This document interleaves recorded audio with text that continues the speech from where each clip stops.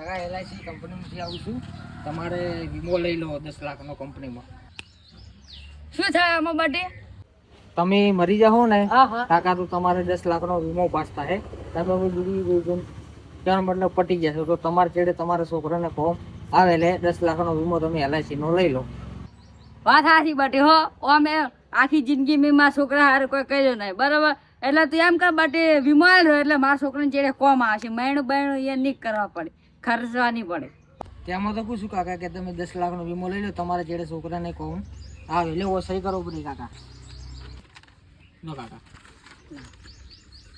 ઓ સાહેબ 10 લાખ રૂપિયા તો લાવો. જો તાર કાકો મરશી ને તારે 10 લાખ રૂપિયા પાસ થાય એમ.